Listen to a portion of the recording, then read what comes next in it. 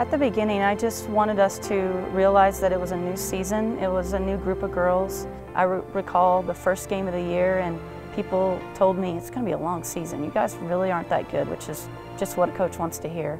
We kind of embraced the underdog role and wanting to prove that Ozarks basketball was still one of the top programs in the country. We started with a chip on our shoulder because nobody had faith in us. So we were mad. We came out and we played awesome. We were winning games. We were playing big teams, having big wins, and then we kind of went through a little lull. In conference play, we slipped up and it was at a very bad time.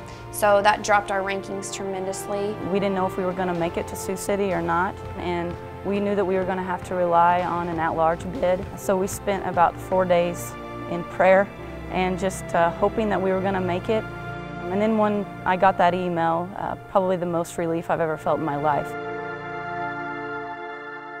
I don't know how many times I told them, outside of this circle of 12 players and 2 coaches, no one believes that we can win. And we have to rely on one another and just go out there and play. St. Xavier, they were a top 5 team all season in the polls. We were a 7 seed, playing a 2 seed.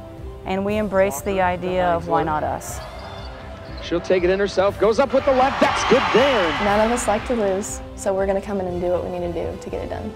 We just came out from the beginning and we just played extremely well. That one up there, and there it is. Pretty much going to be your nail in the coffin. And it was kind of unreal afterwards. It was like we just beat them by that much and we weren't even supposed to win it. College of the Ozarks Bobcats have moved on to the second round. They'll play the winner of the upcoming game between Mayville State and Cornerstone. Mayville State, they were a 3 seed in our bracket, so they had been top 10 much of the season. We got the film of Mayville State, and Coach Smith and I collaborated, and we both thought, we can beat this team. We were down by 3. Gina hit a 3 with less than 10 seconds. We're tied at 79. Went into overtime, and then we beat them in overtime. It was like, we've beaten a 2 seed, we've beaten a 3 seed, like, why not keep going? The open 3, Walker drives instead, around McMillan off the window. College of the Ozarks, your Lady Bobcats are going to the quarterfinals. They win it in overtime. Northwestern is a national power, year in and year out. They've won 3 out of the 4 last national championships. Us seniors, we lost to them in the national championship. So just going in, we had so much motivation. In the first 10 minutes of the game, we didn't do a very good job defensively, we didn't rebound very well, but then we turned it up. In the last 30 minutes, we just flat out outplayed them. Heinzler swings it over, Raper shot on the way, good! Bobcats are able to break it, they get it across the timeline, down to the baseline. My shot is up and good. Now Raper was it over to Heinzler on the left wing.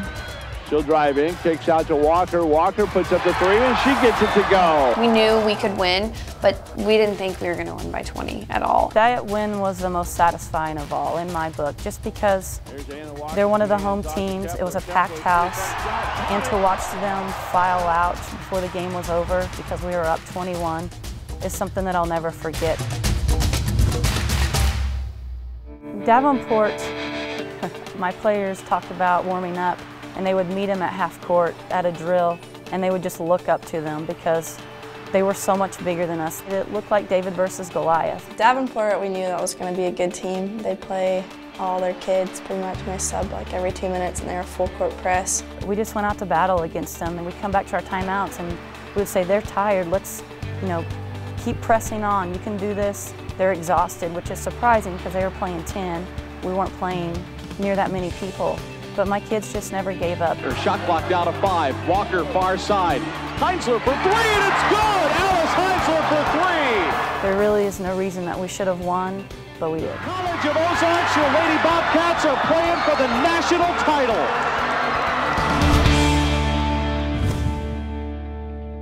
St. Francis was, when we watched them, I don't think any of us were intimidated, but we always kept it in our mind that they know how to win because they hadn't lost. They were undefeated for a reason. They had the player of the year, obviously very talented, very well coached. Walker does finish in 12. Rebound to Walker.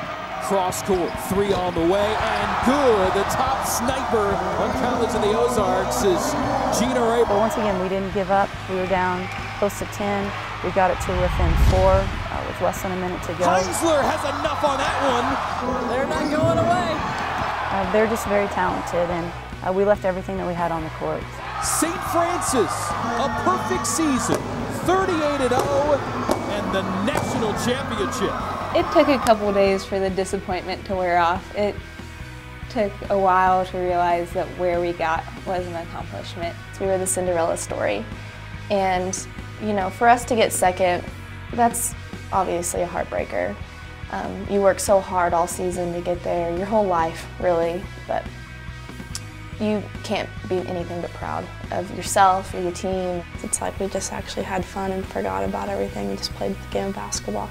We went into the tournament with absolutely nothing to lose and gave it our all. For the all-tournament team, the National Tournament Committee, they select 5 players who they feel like were the best 5 players at the tournament. So Alice Heinzler was first team, and then they pick 5 more who are the second team, and Emily Walker was chosen for that.